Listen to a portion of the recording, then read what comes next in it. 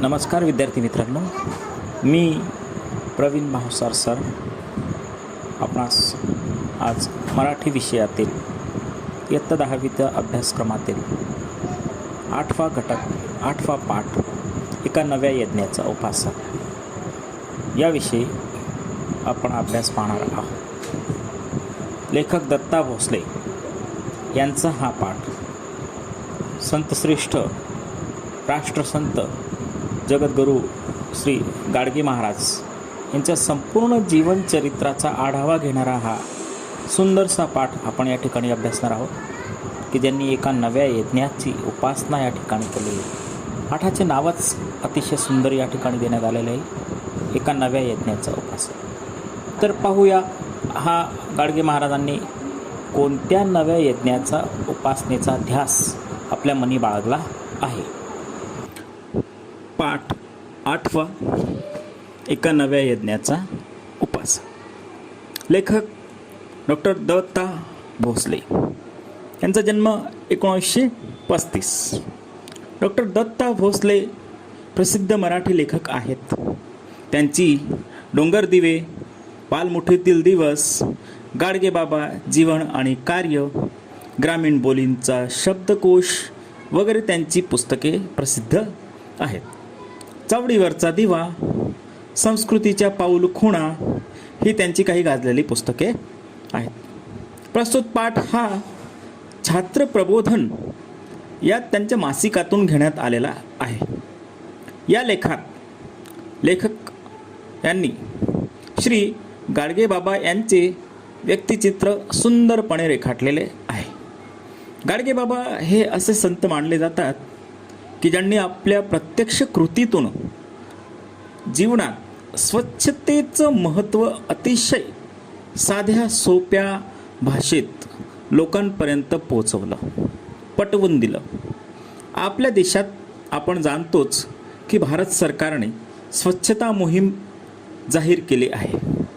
याचाच अर्थ असा होतो मित्रांनो की प्रत्येक नागरिकाने स्वच्छतेचं हे काम केलंच पाहिजे, हे त्याचं आद्य कर्तव्यच आहे। ज्यामुळे देश आपोआप स्वच्छ होईल। आपलं घर स्वच्छ झाला, आपला परिसर स्वच्छ झाला, आपली शाळा स्वच्छ झाली की आपोआप आपला देश स्वच्छ होईल आणि त्याची संपूर्ण प्रतिमा ही जगात उजळून निघेल। तर विद्यार्थी मित्रांनो, अतिशय सुंदर असा हा पाठ संत गाडगे महाराज यांच्या जीवनावर आधारलेला आहे। गाडगे बाबांचे नाव डेबूजी होते, पण ते उभ्या महाराष्ट्राचे संत गाडगे बाबा झाले। उपासना हा आपल्या संस्कृतीचा एक अविभाज्य घटक आहे। आपल्या संस्कृतीने निसर्ग उपासना, यज्ञोपासना, देवोपासना आणि देहोपासना यांना आपल्या जडणघडणीत अनन्य असं साधारण महत्त्व दिलेलं आपणास पाहावयास मिळतं। श्री गाडगे बाबांनी सुद्धा एका नव्या यज्ञाचा प्रारंभ या ठिकाणी केला आहे। त्याचं नाव सगळ्यात आगळं वेगळं म्हणजे स्वच्छता यज्ञ असं आहे। माणसाच्या जगण्यासाठी अनिवार्य असणारे जे पंचमहाभूत आहेत त्यापैकी जल, हवा, भूमी आणि अन्न यांची शुद्धता राखणारा हा यज्ञ होता। याशिवाय हा यज्ञ आहे यासाठी कोणत्याही धार्मिक विधी ची आवश्यकता नसते। कर्मकांडात्मक उपचार आवश्यक नसतात। दीपांची आरास म्हणजे दिव्यांची रास त्या ठिकाणी नसते। पोथ्यांची रास नसते। अन्न याज्ञिकांची मिरास नसलेला हा निष्काम भावनेने केलेला असा हा यज्ञ आहे। या यज्ञाचे साधन म्हणजे भिन्न आहे। या यज्ञाचे साध्यही तसे भिन्न आहे। या यज्ञाचे फल स्वार्थमूलक नाही, म्हणजे या यज्ञात कोणत्याही प्रकारचा स्वार्थ या ठिकाणी नाही। याच हेतूने लौकिक सुखप्राप्ती हाही यामागचा हेतू नाही। म्हणूनच याला एक नवा यज्ञ प्रयोग असे गाडगे बाबांनी म्हटलेले आहे। म्हणजेच या ठिकाणी बघा या यज्ञाचे फायदे कसे आहेत। आपण ज्या वातावरणात राहतो ते पाणी, जल, हवा, भूमी, अन्न यांची शुद्धता राखणारा हा यज्ञ आहे। म्हणजेच आपल्या अवतीभोवतीचा जो परिसर आहे तो जर स्वच्छ राहिला, हवा स्वच्छ राहिली, भूमी स्वच्छ राहिली, अन्न स्वच्छ राहिलं तर आपोआपच माणसाचं जीवन हे स्वच्छ होईल। आणि दुसरं म्हणजे श्री गाडगेबाबांनी याच सांगितलं आहे की या यज्ञासाठी कुठल्याही प्रकारची कर्मकांडात्मक उपचारांची आवश्यकता नसते. म्हणजे कुठल्याही प्रकारचं धार्मिक विधी, पूजा, हवन, यज्ञ, पोथी, पुराणं यांच्याशिवाय असलेला हा वेगळ्या प्रकारचा यज्ञ आहे. त्याचं नाव आपण पाहिलं की स्वच्छता यज्ञ असं त्यांनी त्याला वेगळ्या प्रकारचं नाव दिलेलं आहे.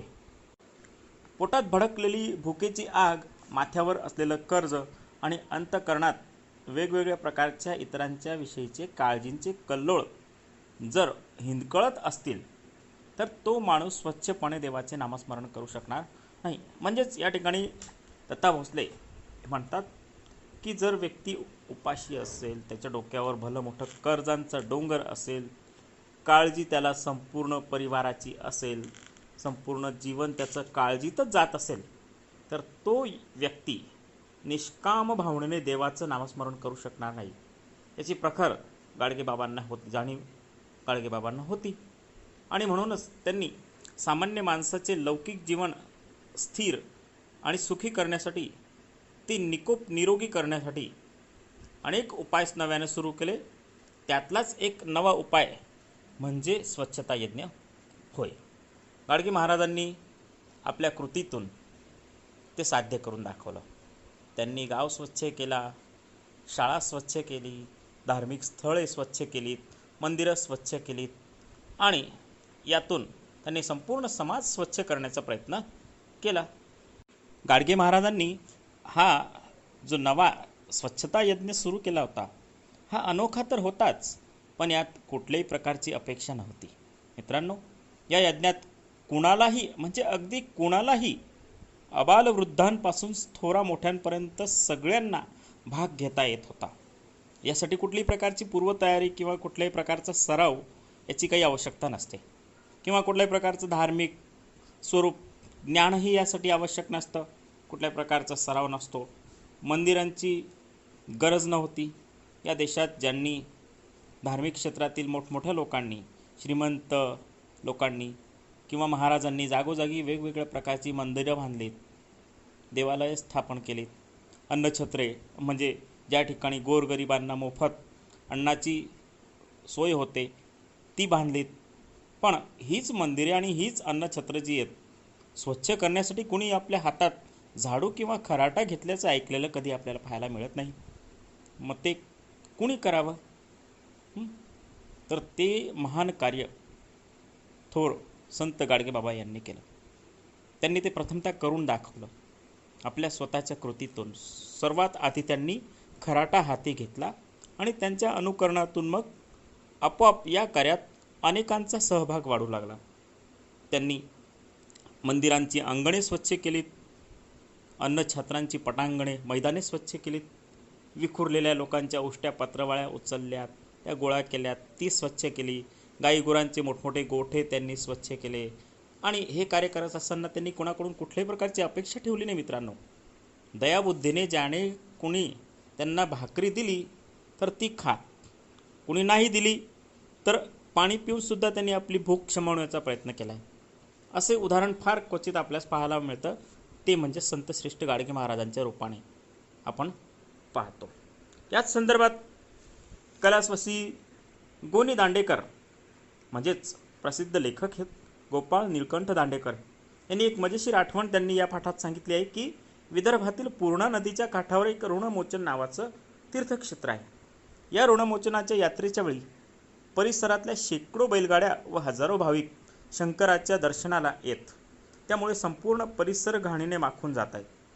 असे यात्रा संपायच्या आधीपासूनच गाडगे महाराज तेथे येत आणि आपल्या या स्वच्छता यज्ञाला प्रारंभ करत.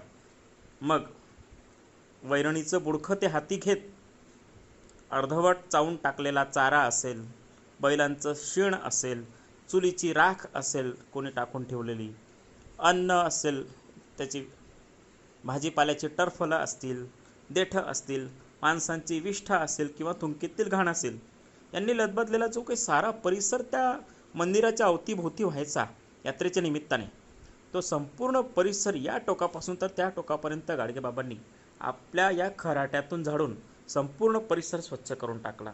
असा हा सुंदरसा दाखला, सुंदरशी आठवण दांडेकर यांनी या ठिकाणी सांगितली की यात्रेच्या निमित्तानं अनेक लोक या ठिकाणी येतात आणि गर्दी होते. गर्दी आली म्हणजे त्या ठिकाणी त्या लोकांची सोय करण्यासाठी असलेली खाण्यापिण्याची व्यवस्था असेल, त्यांची त्या ठिकाणी असलेली वेगवेगळ्या प्रकारची घाण असेल, भाजीपाला असेल त्याची घाण होते, बैलांसाठी असलेला चारा असेल त्याची घाण होते. मग ही सगळी महाराजांनी आपल्या खराट्याने स्वच्छ करून टाकली. फक्त आणि फक्त ऋणमोचनच सारखंच हे तीर्थक्षेत्र विदर्भातलं बाबांनी स्वच्छ केलं का? नाही, तर यासारखी वेगवेगळ्या प्रकारची महाराष्ट्रातली असंख्य ठिकाणं जी आहेत ती महाराजांनी स्वच्छ केली. मग त्यात नाशिक, पंढरपूर, आळंदी यासारखी घाणीने माखलेली सारी देवालय, तीर्थक्षेत्र त्यांनी स्वच्छ केली. एवढीच नव्हे तर बाजारपेठेतील, गावातील ज्या मंदिरांसमोर महाराजांचं म्हणजे गाडगेबाबांचं कीर्तन असायचं तिथला सारा परिसर गाडगेबाबा स्वतः कीर्तनाच्या आदल्या रात्री तो सगळा परिसर स्वच्छ करून टाकत मगच ते कीर्तनाला रात्री त्या ठिकाणी उभे राहत असे. असा हा अवलिया संत आपल्याला पाहायला मिळतो. वेगळ्या प्रकारचं वर्तन त्यांचं या ठिकाणी आपल्याला पाहायला मिळतं की असा कुठलाच संत आपल्याला पाहायला मिळत नाही की जो आपलं कीर्तन असेल आणि कीर्तनाच्या आधी तो परिसर सगळा स्वच्छ करून टाकत असेल. तर हे फक्त कार्य गाडगे महाराजांच्या या कृतीतून पाहायला मिळतं. ते अतिशय महान असं कार्य आहे.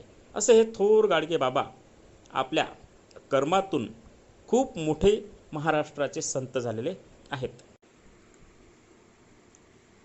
विद्यार्थी मित्रांनो, त्यांचा हा स्वच्छतेचा यज्ञ सन 1905 पासून सन 1956 पर्यंत म्हणजे त्यांच्या निर्वाणापर्यंत म्हणजे त्यांच्या मृत्यूपर्यंत अव्याहतपणे म्हणजे सतत चालूच होता, सुरूच होता. हे आणखी एक नवल म्हणावं लागेल की सतत 50 वर्षे एखादा माणूस कुठल्याही प्रकारची पैशाची अपेक्षा, दीडदमडीची अपेक्षा कुणाकडून न ठेवता हा मोठा यज्ञ करतो. स्वच्छता यज्ञ पोटाचा उद्योग म्हणून न करता निरपेक्ष भावनेने ईश्वराची सेवा याच परोपकाराच्या भावनेने त्यांनी हा यज्ञ सुरू केला. 50 वर्षापर्यंत अव्याहतपणे या यज्ञात त्यांनी आपली स्वतःची आहुती दिली. 56 पर्यंत म्हणजे त्यांच्या मृत्यूपर्यंत हा यज्ञ सतत सुरू होता. संपूर्ण महाराष्ट्र स्वच्छ केला त्यांनी. ही बाब अतिशय अपवादात्मक म्हणावी लागेल. असा हा स्वच्छतेचा मंत्र गाडगेबाबांनी कुठल्या ग्रंथातून घेतला होता का? नाही. कुठल्या गुरुने त्यांना शिकवला होता का? नाही. कुठल्या आश्रमातून त्यांनी आणला होता का? तेही नाही. किंवा त्यांची कुठली घराण्यातली वैभवशाली परंपराही नव्हती किंवा त्यांना कुणी तो मंत्र दिलाही नव्हता. ग्रंथातून घ्यावा म्हटला तर ते अक्षरशत्रू होते. अक्षरशत्रू म्हणजे काय? तर निरक्षर, ज्याला लिहिता वाचता येत नाही ते म्हणजे असे गाडगेबाबा अक्षरशत्रू होते. ज्या वयात गाडगेबाबांनी शाळेत जायला हवं होतं त्या वयात हा परटाचं पोरगं, परीट समाजात जन्मलेलं हे पोरगं बापाविना अनाथ पोरगं मामाकडे जनावरं राखण्याचं काम करायचं, शेतात राबावं लागायचं. दारूच्या व्यसनापायी ज्याने आपलं घरदार, जमीन, पैसा अडका सावकाराच्या घशात टाकला अशा झिंगराजी परटाचा हा डेबूजी नामक अनाथ पोरगा होता. त्यांच्या वडिलांचं नाव होतं झिंगराजी परीट, म्हणजे ते परीट समाजाचे होते. पण वडिलांचं हे दारूचं व्यसन त्यांना अतिशय भोवलं. आपलं घर, दार, जमीन, पैसा अडका या साऱ्या गोष्टी सावकाराच्या घशात टाकाव्या लागल्या. सावकारशाही त्यावेळेस खूप माजलेली होती आणि संपूर्ण घरदार त्यांनी सावकाराच्या घशात टाकलं. अशा या झिंगराजी परीटाचा हा डेबूजी नामक पोरगा होता. अनाथ पोरगा म्हणावा. नंतरच्या काळात ते गाडगेबाबा झाले. बैलांच्या शेपट्या मोडणाऱ्या या अशा अनाथ पोराचा कोण गुरु असेल बरं? कोण गुरु या अनाथ पोराला भेटणार? म्हणून हा मंत्र त्यांनी कुठल्या ग्रंथातून घेतला नव्हता किंवा त्यांचा कोणी गुरुही नव्हता आणि ते कुणाला आपला गुरु मानतही नव्हते. गाडगे महाराज समाजातील स्वार्थ, भ्रष्टाचार पाहून संसारातून त्यांचं मन उडालं.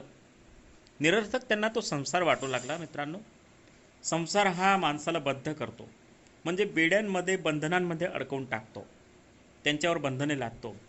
याची त्यांना जाणीव होती. जीवनाचं अंतिम साध्य प्राप्त करण्यासाठी, ध्येय प्राप्त करण्यासाठी मग डेबूजींनी एका अंधाऱ्या रात्री घरातील सर्वांना डोळाभर बघितलं आणि अंगावरच्या कपड्यांसह तृप्त संसाराचा त्याग केला. बघा गाडगेबाबांचं त्यागाचं केवढं मोठं उदाहरण आहे आणि त्याची तुलना बघा कोणासोबत आहे.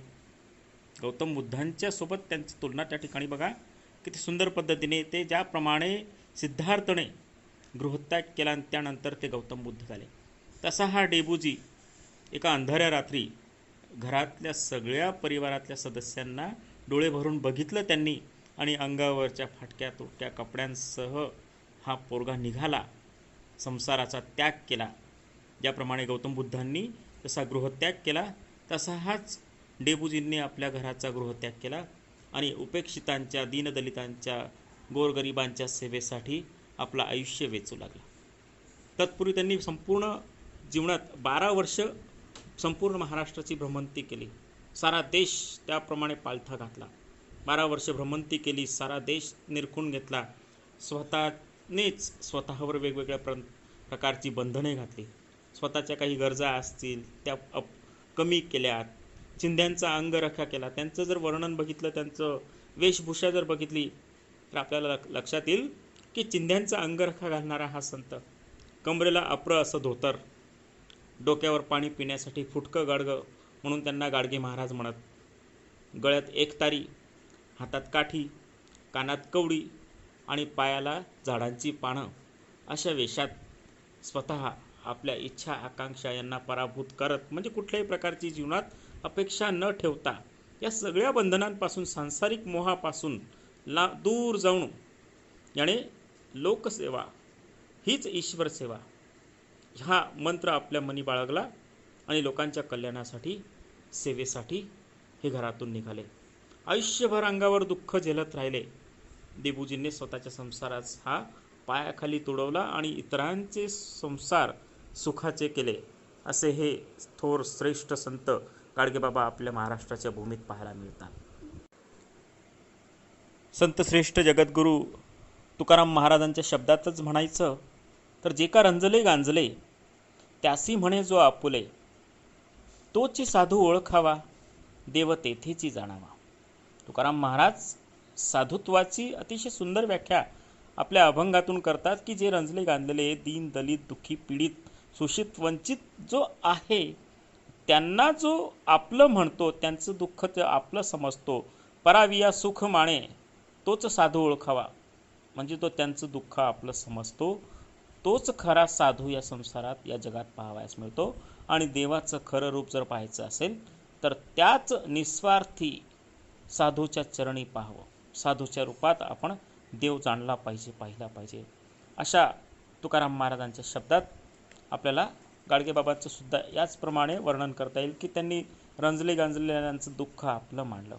म्हणून आपण अनेक वेळा गाडगे महाराजांच्या बाबतीत ऐकतो की गाडगे महाराज आपल्या कीर्तनातून, अभंगातून, गीतातून नेहमी म्हणत की लोकांनो, देव जर पाहायचा असेल तर तुम्हाला दगडात देव नाही मिळणार, तर तो देव मिळेल तुम्हाला माणसात.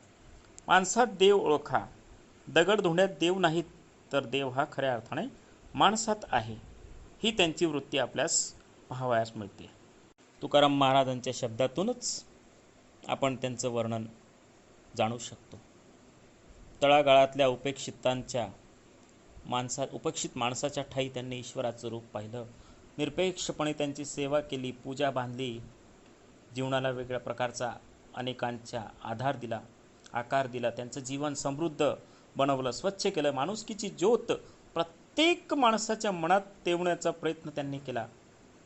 असे हे शुद्ध अंतःकरणाने गोरगरिबांची सेवा करणारे गाडगे महाराज यांनी हा स्वच्छतेचा वसा आपल्या मनी बाळगला. त्यांचे एक रूप म्हणजे त्यांनी अंगीकारलेला स्वच्छता यज्ञ हा एक अनोखा प्रयोगच होता. हा स्वच्छता मंत्र त्यांना जगण्याने शिकवला होता. जीवनातून ते हा मंत्र शिकले. जीवनाचा तो एक अंगभूत धर्मच बनला. माणसाचे मन स्वच्छ असेल तर त्याचे जीवन स्वच्छ होते. ज्याचे जीवन स्वच्छ असते त्याची कृती स्वच्छ असते आणि ज्याची कृती स्वच्छ असते त्याच्या शब्दाला पावित्र्य लाभते. ज्याचा शब्द स्वच्छ असतो त्याचा समाज मनावर परिणाम होतो आणि तो आपोआपच समाज मन स्वच्छ करतो. आणि समाज मन स्वच्छ करणारा माणूस जणू ईश्वर उपासनेलाच स्वच्छ रूप देत असतो. याच दृष्टीने हीच खरी ईश्वर पूजा असते. हीच भावना आपल्या समाजसेवेचा आपोआप विस्तार करत असते. गाडगेबाबांनी या स्वच्छता अभियानालाच असाच विस्तार त्यांनी आपल्या कर्मातून केलेला पाहावयास मिळतो. म्हणजेच गाडगे महाराज म्हणतात बघा, ज्याचं मन स्वच्छ असेल त्याचं जीवन आपोआपच स्वच्छ होईल. ज्याचं जीवन स्वच्छ असतं त्याची आपोआपच कृती, कर्म, कार्य हे आपोआप श्रेष्ठ होतं. त्याचं कर्म श्रेष्ठ असतं, कृती स्वच्छ असते, कुठल्याही प्रकारची अहंकाराची भावना, निष्कपटपणाची भावना, कपटपणाची भावना त्याच्या मनात नसते. त्याच्या शब्दाला, त्याच्या प्रत्येक शब्दाला पावित्र्यता लाभते, मान असतो, सन्मान असतो. ज्याचा शब्द स्वच्छ असतो त्याचा आपोआपच समाजमनावर परिणाम होतो. तो आपोआपच समाजमन स्वच्छ करण्याचा प्रयत्न करतो आपल्या कृतीतून, आपल्या देहबोलीतून, आपल्या वर्तनातून.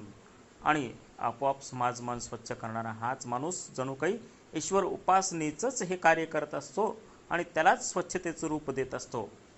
हाच महान दृष्टिकोन त्यांनी बाळगून जणू काही ईश्वराचीच पूजा आपल्या अंगीकारलेली आहे हे पाहावयास मिळते.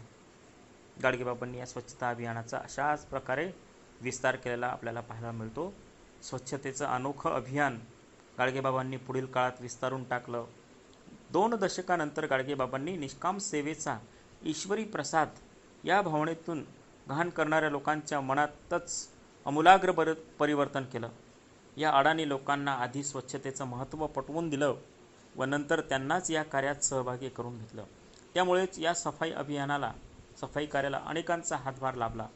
आधीच्या काळात गाडगेबाबांचा एकच खराटा संपूर्ण गावभर फिरत होता. मग त्यांचं अनुकरण करून शेकडो खराटे रस्त्यावर नाचू लागले, फिरू लागले, स्वच्छता पायीक होऊ लागले. स्वच्छतेचे सेवक, सेवाभावी फौजच तयार झाली जणू काही लोकांची. गाडगेबाबांनी स्वच्छता यज्ञाचा विस्तार करताना ही क्रांती घडवली आणि अडाणी माणसाची मने स्वच्छ करत करत त्यांना संस्कारित केले, त्यांची मनही स्वच्छ केली.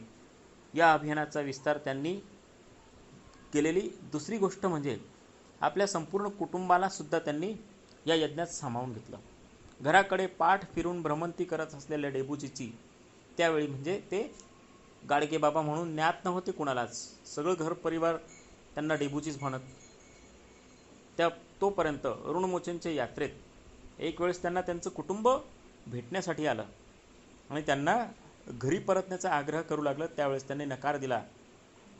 का तर ते म्हणत, जर तुम्हाला माझ्यासोबत यायचं असेल तर तुम्हाला माझ्यासोबत लोकांची सेवा करावी लागेल. लेकरा बाळांचं कसं होईल असं जेव्हा प्रश्न विचारला आईने, तर त्यावेळेस आईच्या प्रश्नाला उत्तर दिलं की मी जसं कष्ट करतो तसं जगा. माझ्याबरोबर यायचं असेल तर तुम्हाला झाडलोट करावी लागेल, मजूर म्हणून बांधावर काम करावं लागेल, झोपडीत राहावं लागेल, समाजसेवा करावं लागेल, ओल्या सुक्या भाकरीवर आपले दिवस भागवावे लागतील, अशी अट त्यांनी घातली. आणि या माऊलीने म्हणजे आईने त्यास मान्यता दिली आणि गाडगे महाराजांचं संपूर्ण परिवार, संपूर्ण कुटुंबसुद्धा या स्वच्छता यज्ञात सेवा कार्यात सामील झालं. असे हे राष्ट्रसंत गाडगे महाराज ज्यांचं परिवारसुद्धा आज या स्वच्छता यज्ञाच्या कार्यात सामावलेलं आपल्याला पाहायला मिळतं. व्यक्तीने उन्नयन आणि समाजाची प्रगती याचा विचार करता गाडगेबाबांनी या स्वच्छता मोहिमेच्या माध्यमातून केलेली तिसरी गोष्ट म्हणजे श्रमाला दिलेली प्रतिष्ठा. म्हणजे श्रम करणं, काम करणं, झाडू मारणं हे काही तुच्छतेचं काम नव्हे, तर ते एक प्रतिष्ठेचं काम आहे. तेच त्यांनी त्याला महत्त्व देऊन केलं. त्यांनी या स्वच्छता यज्ञातून श्रमप्रतिष्ठेचा एक मूल्य संस्कार बाळगला. त्यांनी गांधीजींचं उदाहरण दिलं लेखकांनी आपल्या या पाठात, की ज्याप्रमाणे महात्मा गांधीजींना प्रिय असलेलं स्वच्छतेचं कार्य होतं.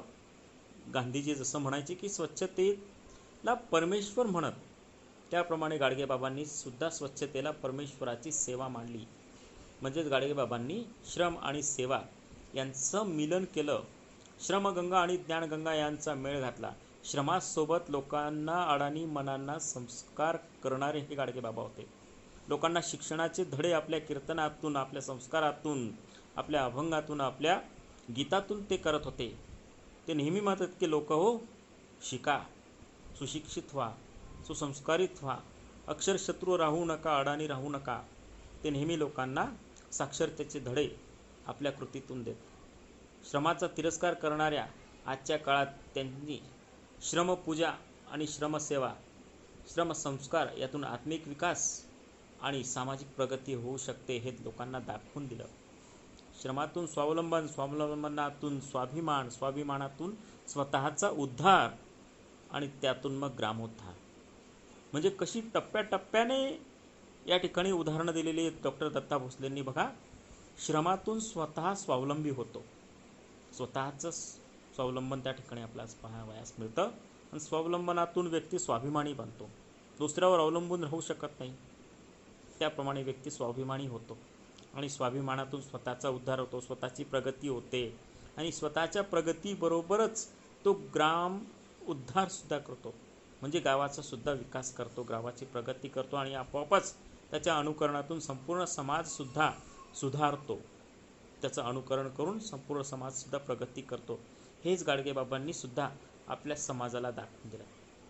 आपला हात हे एक सुंदर महाकाव्य आहे. तो उगारण्यासाठी नसून उभारण्यासाठी आहे. तो घाण करण्यासाठी नसून घाण काढण्यासाठी आहे. हे त्यांनी आपल्या स्वतःच्या आचरणाने सिद्ध करून दाखवलं. किती सुंदर विचार गाडगेबाबांनी या ठिकाणी मांडलेला आहे. बघा, पुन्हा एकदा बघूया आपण की आपला हात हे एक सुंदर महाकाव्य आहे. तो उगारण्यासाठी नसून उभारण्यासाठी आहे. तो घाण करण्यासाठी नसून घाण काढण्यासाठी आहे. हे त्यांनी आपल्या आचरणाने सिद्ध करून दाखवलं. गाडगेबाबांच्या हातातला खराटा हे क्षुद्र साधन नव्हतं. आपल्या घरातही केरसुणी असते मित्रांनो. ती केरसुणी म्हणजे काही क्षुद्र एका कोपऱ्यात पडलेली वस्तू नाही, तर तो आपल्या घरातला दागिना आहे, अलंकार आहे. हेही गाडगेबाबांनी ओळखलं. आणि आपण जाणतोच की आपल्या घरातला छोटासा झाडू, छोटीशी केरसुणीसुद्धा आपण तिला देवाचं रूप मानतो. लक्ष्मीपूजनाच्या दिवशी तिची पूजा करतो, तिला लक्ष्मीचं रूप मानतो. असा हा मोठा अलंकार, ते एक मोठं शस्त्र होतं. आणि गाडगेबाबांचा हाच खराठा माणसाला नम्रता शिकवणारा होता, माणसाचं नातं भूमीशी साधणारा होता. व्यक्तीचं, माणसाचं जे भूमीशी नातं आहे, या जमिनीशी नातं आहे की जिला आपण स्वच्छ ठेवली पाहिजे, तिच्याशी असणारं नातं हा आपला हातातला छोटासा खराटा माणसाला नम्रतेचा धडा देऊन जातो.